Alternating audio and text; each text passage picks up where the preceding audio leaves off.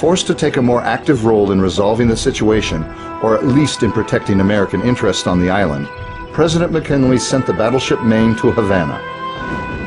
Unfortunately for its crew, the Maine would do little but serve as the spark for the Cuban powder keg. The American forces that were dispatched to force the Spanish out of Cuba were tasked with capturing the city of Santiago and preventing the Spanish fleet from escaping. On the Eastern Front, Russia has withdrawn from the war, and Germany now intends to put all of its might against the Allies in France.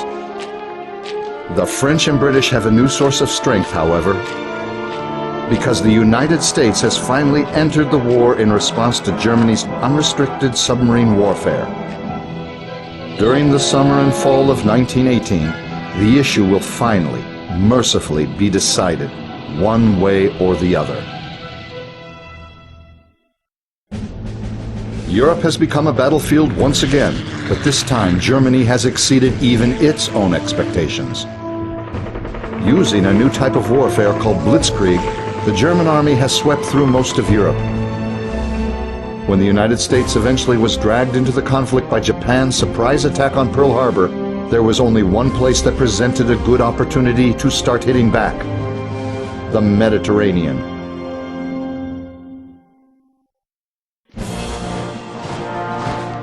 In the late summer of 1944, British, American, and Free French troops were pushing the Germans out of France with great success. As summer gave way to fall, the Allied advance began to slow down due to longer supply lines and tougher terrain, but the offensive still pressed forward. Most believed the German army was finished, but the Wehrmacht certainly hadn't been notified. In December, they would attempt one last gamble. At the end of World War II, the Allies could not universally agree on how to manage the post-war world. In order to avoid a direct confrontation, Britain, the United States, and the Soviet Union agreed to a compromise. The world would be divided into spheres of influence, where one major power would have an implicit authority that the other major powers would respect. Limited engagements were fought in an effort to preempt a global confrontation. Many of these engagements were kept secret for fear of igniting a nuclear war.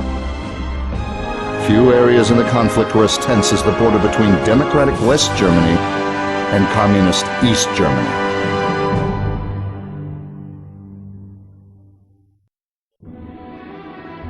In the summer of 2058, Charles Blackworth, an obscure general in charge of some of the Army's most advanced research and development projects, orchestrated a lightning strike on the capital in what was nothing short of a military coup.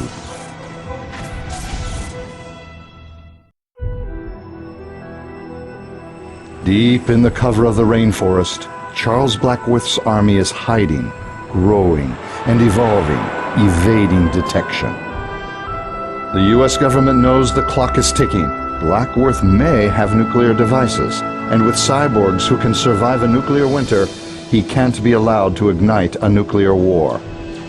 But Blackworth knows he's being hunted, and he's laid his traps.